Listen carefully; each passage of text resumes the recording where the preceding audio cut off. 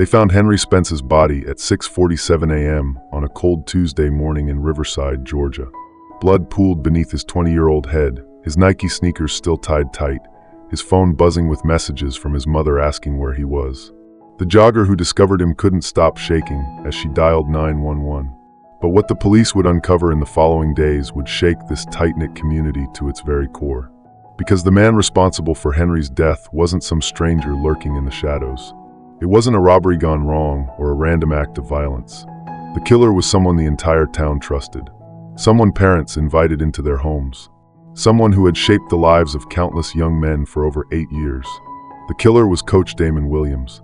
But how does a respected high school basketball coach become a murderer? How does a mentorship turn deadly?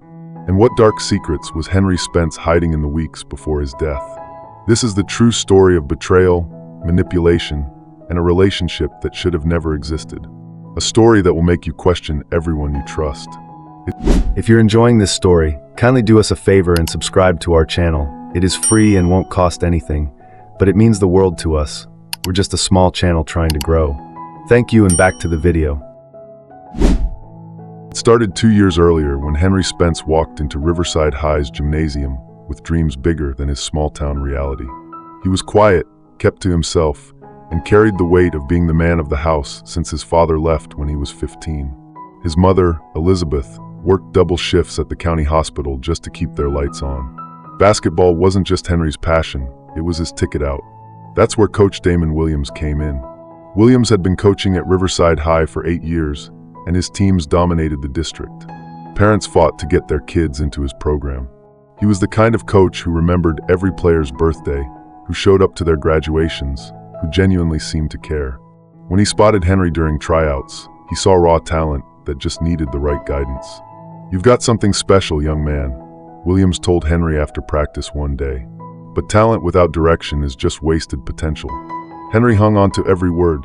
Here was a successful black man who had made something of himself, who was offering to help him do the same.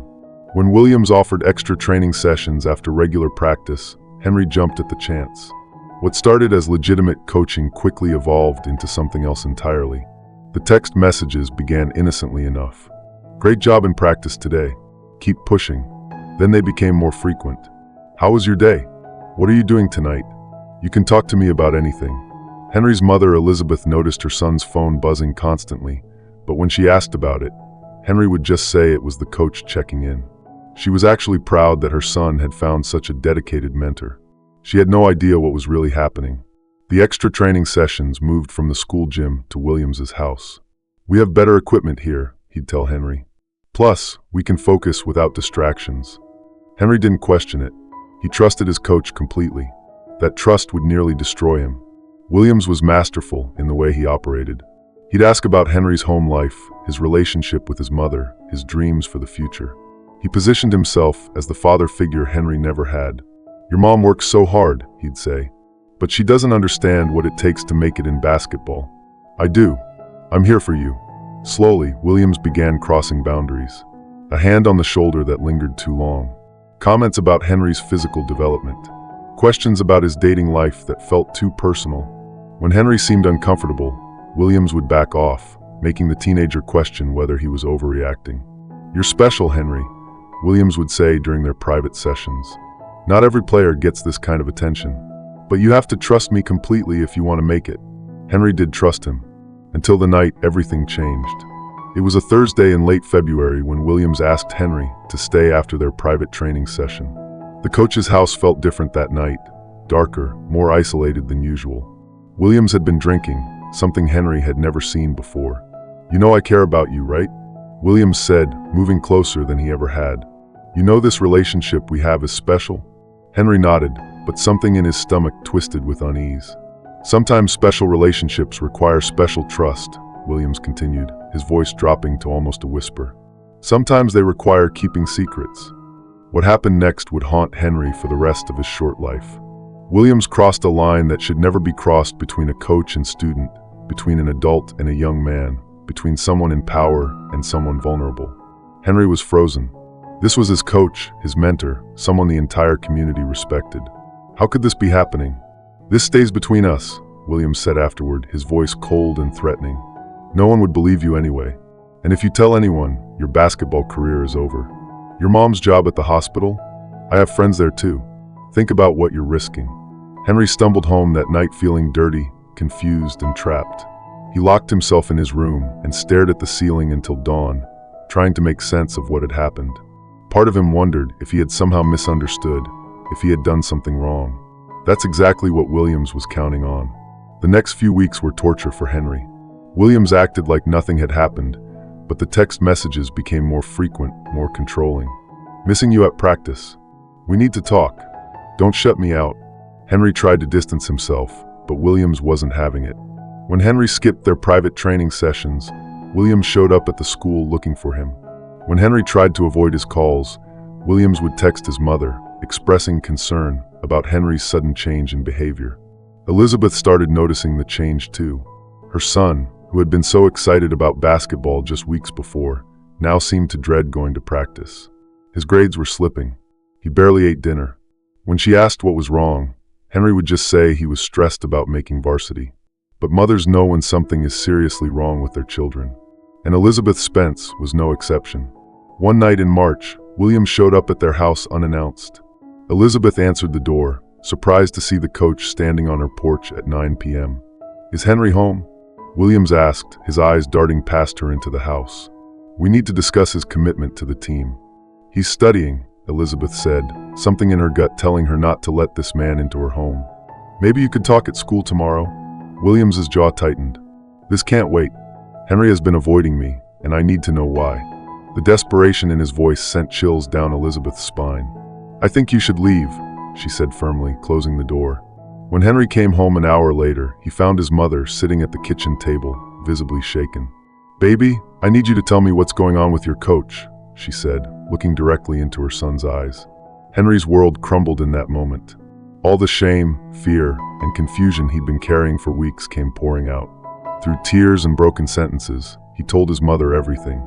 About the private training sessions, the inappropriate touching, the threats, the way Williams had violated his trust and his body.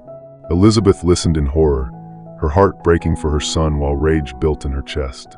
The man she had trusted with her child, the man the entire community respected, had been a predator all along. We're going to the police, she said, pulling Henry into her arms. Mom, no, Henry pleaded. He said no one would believe me. He said he could ruin everything for us. Baby, this is not your fault, Elizabeth said firmly, and we are not going to let him get away with this. The next morning, Elizabeth marched into Riverside High and demanded to see Principal Robert Hayes. She laid out everything Henry had told her, watching as the color drained from the principal's face. Within hours, Coach Damon Williams was placed on administrative leave. The school launched an investigation, and Detective Angela Foster was assigned to the case. But Williams wasn't going down without a fight. As word of the investigation spread through Riverside, the community was divided. Many couldn't believe that the beloved coach could be capable of such things. Others whispered that they had always sensed something was off about him. Williams hired a lawyer and began a campaign to discredit Henry. He spread rumors that the young man was lying to cover up poor grades. He suggested that Henry was confused about their relationship, that he had misinterpreted friendly mentorship. I was only trying to help that boy, Williams told anyone who would listen. This is what happens when you try to make a difference in these kids' lives. The stress was eating Henry alive. Students whispered about him in the hallways. Some believed him, others didn't. The attention was overwhelming for a 20-year-old who just wanted to disappear. Detective Foster's investigation was revealing disturbing patterns. Other former players came forward with stories of Williams crossing boundaries, inappropriate comments, overly personal questions, requests to keep their relationships secret. While Henry had suffered the worst abuse, he wasn't Williams's only target. Phone records showed hundreds of text messages between Williams and Henry, many sent late at night. The content of these messages told a story of manipulation and grooming that made Foster's stomach turn. But Williams maintained his innocence, and his lawyer was preparing to argue that this was all a misunderstanding blown out of proportion by an attention-seeking young man and his overprotective mother. That's when Williams made the decision that would turn him from predator to killer. If you're enjoying this story, kindly do us a favor and subscribe to our channel. It is free and won't cost anything, but it means the world to us. We're just a small channel trying to grow. Thank you, and back to the video. 3 weeks into the investigation, Henry received a text message that made his blood run cold. "We need to talk, face to face. There are things you don't understand. Meet me at Oakwood Park tonight at 10 p.m. Come alone, or your family will pay the price." Henry stared at his phone, his hands shaking. Every instinct told him not to go, but the threat against his family was clear. Williams was becoming desperate, and desperate men do dangerous things. Henry didn't tell his mother about the message. He didn't tell Detective Foster. He didn't tell his best friend Terrell. He made a decision that would cost him his life. He decided to face his abuser alone. At 9:45 p.m., Henry walked through the darkness toward Oakwood Park. The streetlights cast eerie shadows, and every sound made him jump. When he reached the basketball court, where he had once dreamed of greatness, Coach Damon Williams was waiting for him. Williams looked different, disheveled, desperate, like a man who had lost everything. His eyes were wild, and Henry could smell alcohol on his breath from 10 feet away. "You came," Williams said, relief evident in his voice. "I wasn't sure you would. What do you want?" Henry asked, staying as far away as possible. "I want you to understand what you've done," Williams said, his voice rising. "Do you have any idea what this investigation has cost me? My career, my reputation, my family. It's all gone because of your lies." "They're not lies," Henry said quietly. Williams's face contorted with rage. "Yes, they are. What happened between us was special. You wanted it just as much as I did. You never said no." "I was scared," Henry said, his voice getting stronger. "You were my coach. You were supposed to protect me, not hurt me." "Hurt you?" Williams laughed bitterly. "I gave you everything. I saw potential in you that no one else saw. I opened doors for you. And this is how you repay me." Henry turned to walk away, but Williams grabbed his arm with a grip that would leave bruises. "You're not going anywhere until we settle this," Williams hissed. "You're going to call Detective Foster tomorrow and tell her you made it all up. You're going to say you were confused, that you misunderstood our relationship." "No," Henry said, trying to pull away. "I'm not lying for you anymore." Williams's grip tightened. "Yes, you are. Because if you don't, I'll make sure everyone knows what kind of young man you really are. I'll tell them how you seduced me, how you came onto me. Who do you think they'll believe, a respected coach or a troubled young man from a broken home?" Henry finally broke free from Williams's grip, but the coach wasn't finished. Years of careful manipulation had been destroyed, and Williams was watching his entire life crumble. In that moment, all rational thought left him. "You've ruined everything," Williams screamed, shoving Henry hard. Henry stumbled backward, his foot catching on the raised root of an old oak tree. He fell hard, his head striking the corner of a concrete bench with a sickening crack that echoed through the empty park. Williams stood over Henry's still body, watching blood pool beneath his head. For a moment, time stopped. The young man's eyes were closed, his chest barely moving. What had Williams done? Panic set in as the reality of the situation hit him. This wasn't part of the plan. He had only wanted to scare Henry, to make him recant his story. But now the boy was lying unconscious, possibly dying, and there was no way to explain this away.